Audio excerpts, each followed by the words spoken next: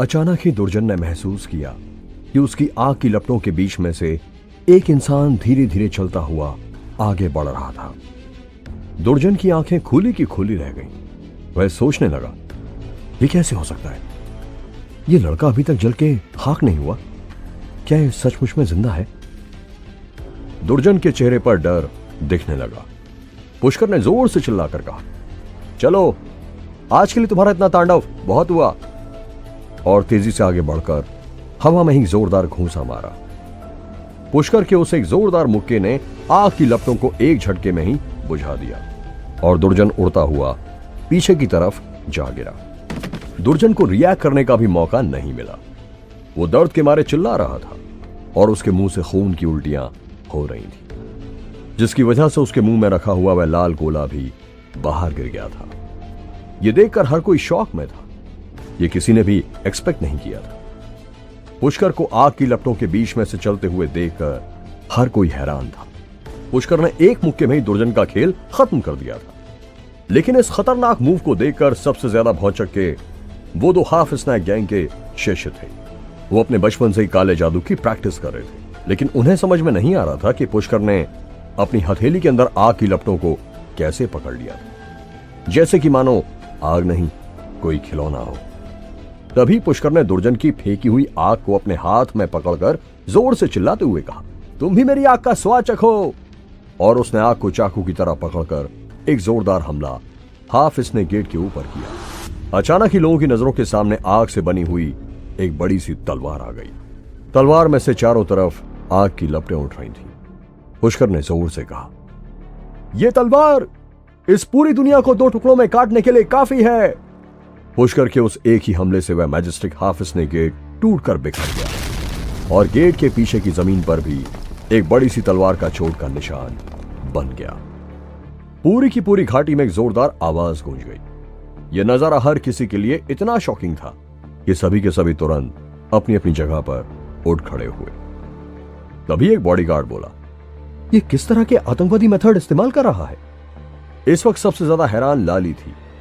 वो अपने इतने सारे बॉडीगार्ड्स की प्रोटेक्शन में उछल रही थी और उसके बावजूद भी उसे अपने घुटनों पर आकर माफी मांगनी पड़ी थी। लेकिन जब उसने पुष्कर को एक कारनामा करते हुए देखा तो उसके शरीर का खून बिल्कुल जम सा गया और लाली का दिमाग बिल्कुल सुन्न पड़ गया था। लाली सोचने लगी, तो यह है पुष्कर की असली ताकत। लेकिन इस पुष्कर के पास इतनी ज्यादा खतरनाक ताकत कैसे हो सकती है? और ऐसी ताकत तो मैंने जिंदगी में कभी देखी ही नहीं। इम्पॉसिबल। कोई भी इंसान इतना ताकतवर नहीं हो सकता। लाली के हाथ पैर ठंडे पड़ चुके थे।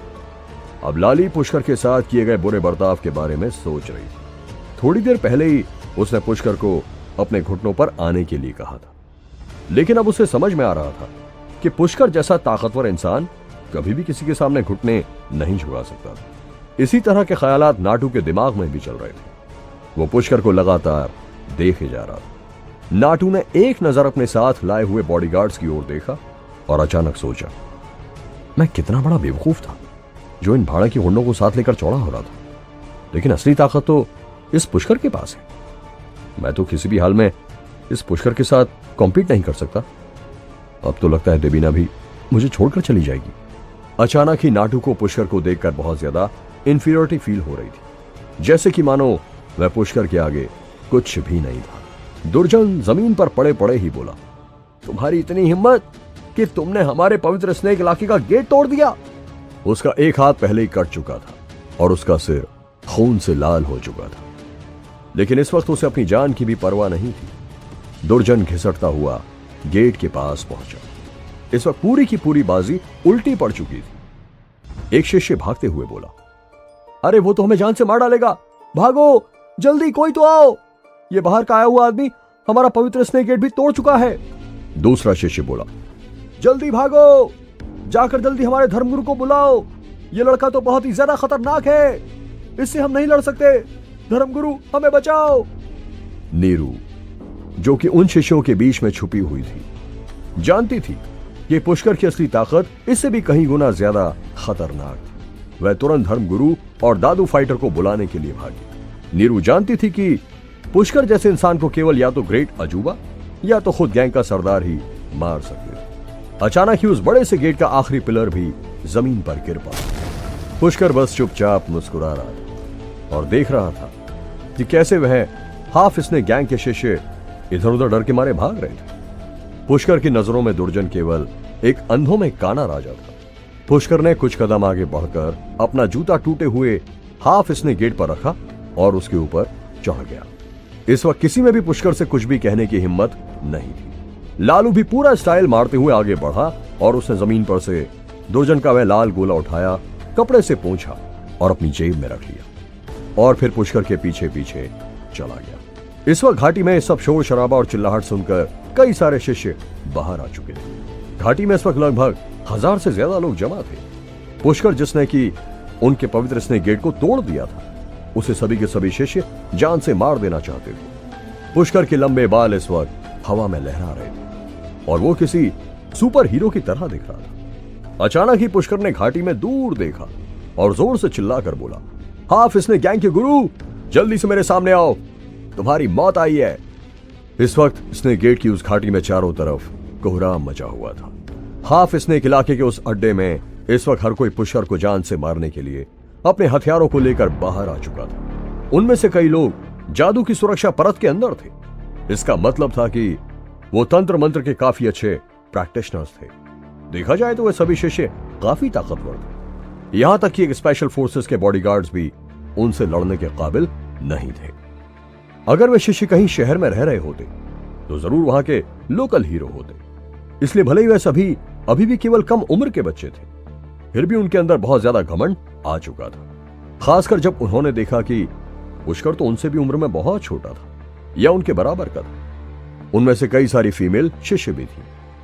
जब उन लड़कियों ने पुष्कर के मैजेस्टिक टेम्परामेंट को देखा तो उन्हें कुछ पल के लिए नशा सा हो गया। तभी वहां मौजूद एक टार में से एक बहुत ही ताकतवर आवाज आई। कौन है? यह आवाज सुनते ही हर किसी की नजर उस टार की ओर चली गई और सभी लोगों ने देखा कि एक बूढ़ा आदमी जिसने गेरुआ चोला पहना हुआ था, टार के ऊपर लगभग 10वीं मंजिल पर खड़ा था। उतनी ऊंचाई पर उड़ रही हवा की वजह से उसका चोला भी हवा में फड़फड़ा रहा था, जिसकी वजह से वह बहुत ही हेरोइक दिख रहा था। उस बूढ़े आदमी ने जोर से चिल्लाते हुए कहा, कौन हो तुम? तुम्हारी हिम्मत कैसे हुई मेरे इलाके में आने की?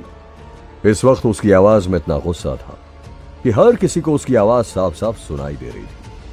हाफिज स्नेक वालों ने इस जगह पर बहुत समय पहले ही अपना यह अड्डा बना लिया था, लेकिन आज तक कभी भी किसी की हिम्मत नहीं हुई थी जो यहां आकर उन्हें ऐसे ओपनली चैलेंज कर सके। लेकिन पुष्कर वो पहला इंसान था जिसने ये किया था। जैसे ही उस बूढ़े आदमी ने बोलना खत्म किया, वह तुरंत उस 10 मंजिला टावर से सीधे नीचे कूद गया। कई सारे श्रद्धालु जो वहां दवाई लेने आए थे ये देखकर बौखला गए। उन्हें लगा कि बस वह बुढ़ा मारा। एक लड़का बोला, हे भगवान, इतनी ऊंची जगह से कूदने से तो ये अंकल ऑन द स्पॉट मर जाएंगे। लेकिन उस बूढ़े आदमी के शरीर में इस वक्त इतनी ज्यादा एक्साइटमेंट थी और उसका चेहरा गुस्से से इतना लाल था कि जब वह नीचे गिरा तो जमीन में चारों तरफ दरार और उसके कपड़े हवा में लहराने लगे और वह अपने शिष्यों के सामने अपने दोनों पैरों पर खड़ा रहा। यह नजारा देखते ही सभी शिष्यों के अंदर एक गजब का जोश भर गया और वह जोर जोर से चिल्लाने लगे, ग्रेट अजूबा, वेलकम ग्रेट अजूबा। पुष्कर ने एक नजर उस दादू को ऐसे देखा जैसे कि उसे काफी इंटरेस्ट आ रहा था। पुष्कर ने मन में सोचा, लगता है ये हाफिज ने गैंग वाले इतने भी बेकार नहीं है। 10 मंजिल से जमीन पर गिरने का दादू का ये एक कारनामा दुनिया भर के कई वॉरियर्स और फाइटर्स से ज्यादा खतरनाक था। इस वक्त तक पता नहीं कहां से, लेकिन दुर्जन ने अपने कटे हुए हाथ को एक सफेद कपड़े से बांध दिया था और गुस्से से पुष्कर की ओर देख रहा था। पुष्कर ने आग की उस तलवार से दुर्जन को जो काटा था वो बहुत ही खौफनाक था। लेकिन अब जब ग्रेट अजूबा खुद लड़ाई करने आ गया था तो दुर्जन को पूरा यकीन था कि पुष्कर का मरना तय था। ग्रेट अजूबा ने गुस्से से चीखते हुए कहा, मैंने कुछ समय पहले सुना था कि दिल्ली शहर में बहुत कम उम्र का हीरो पैदा हुआ है जिसको इज्जत से लोग पुष्कर श्रीवास्तव कहते हैं। क्या वो तुम ही हो? पुष्कर ने मुस्कुराते हुए कहा, हां, वो मैं ही हूं। ग्रेट अजूबा ने कहा, तुम तो बहुत ही ज्यादा घमंडी हो और तुम्हारी उम्र के लोग तो वैसे भी घमंडी होते ही हैं, लेकिन तुम्हें अपनी जमीन छोड़कर समंदर के पार नहीं आना चाहिए था। तुमने मेरे हाफिज ने गैंग के कई सारे लोगों को मार डाला और अब तुम्हारे अंदर इतनी हिम्मत कि तुम मेरे सामने खड़े हो। अब तुम्हारी मौत पक्की है। उसने अपने हाथ दाएं और बाएं दोनों तरफ बढ़ाए और तुरंत ही ये देखकर सभी के सभी शिष्य पीछे हट गए, जिसकी वजह से बीच में एक बहुत बड़ी जगह खाली रह गई, क्योंकि अब एक नई लड़ाई शुरू होने वाली थी। ग्रेट अजूबा गुस्से से चिल्लाते हुए आगे बढ़ा और बोला, पुष्कर श्रीवास्तव, माना कि तुम दिल्ली शहर के राजा हो, लेकिन तुम मेरे हाफिज ने गैंग के लोगों को बार बार बिना किसी वजह के मारते जा रहे हो। पहले भी तुमने ऐसा ही किया था, इसीलिए अब मैं तुम्हें माफ नहीं करूंगा। मैं अपने मरे हुए साथियों का बदला आज यहीं पर लूंगा। अगर तुम्हारी कोई आखिरी इच्छा है तो बोलो। पुष्कर ने उसे ऐसे देखा जैसे कि मानो कोई गधा ढेचू ढेचू कर रहा हो और बोला, लगता है कि तुम हाफिज ने गैंग वाले बिल्कुल गधे हो, गधे, और घमंडी तो हो ही पहले से। वो तुम्हारा आदमी डिब्रू भी मुझे मारने के चक्कर में आया था, वो भी मेरे हाथ से मारा गया। फिर तुम्हारा दुआ भी ईवल किंग से मिलकर मुझे मारने के लिए आया, तो मैंने उसे आसमान से बिजली खींचकर वहीं भून डाला। और अभी तुम्हें समझ में नहीं आ रहा है कि तुम लोग मेरे सामने कीड़े मकोड़े हो यार। मुझे तुम लोगों से कोई फर्क ही नहीं पड़ता, लेकिन फिर भी तुम बार बार मेरे खिलाफ चालबाजी करके मेरी रेपुटेशन खराब करना चाहते हो, मुझे मारना चाहते हो। पुष्कर ने एक नजर दुर्जन, जुगनू, नीरू और उनके साथियों को देखा और फिर आखिरकार उस अजूबा नाम के फाइटर को देखते हुए कहा, अब बस मेरे सब्र का घड़ा फूट गया है, इसलिए आज तुम हाफिज ने वाले यहीं मरोगे। ये कहते ही पुष्कर तेजी से आगे बढ़ा और चिल्लाते हुए बोला, जो भी मेरे रास्ते में खड़ा रहेगा वो मेरे गुजरने के बाद जमीन पर पड़ा रहेगा। पुष्कर ने बहुत जोर से जमीन पर कदम रखा और अचानक ही उसके पैरों के चारों तरफ एक बहुत ही ताकतवर फोर्स गोल गोल घूमने लगी। अचानक ही पुष्कर के पैरों में से उबलती हुई गर्म हवा बाहर निकली और पुष्कर ने अपनी लात हवा में ही जोर से घुमाई। वो सभी शिष्य जो थोड़ी देर पहले पीछे हट चुके थे, अचानक ही उन्हें एक जोरदार टक्कर लगी। वो एक के बाद एक सभी जोर जोर से चीखे और हवा में उड़ते हुए पीछे जा गिरे, जहां उनका एक बड़ा सा ढेर बन गया। क्या हाफिज ने गैंग का सरदार और भी खतरनाक था? क्या पुष्कर देवीना को बचा पाएगा? जानने के लिए सुनते रहिए ये एक्साइटिंग कहानी सिर्फ पॉकेट एफएम पर।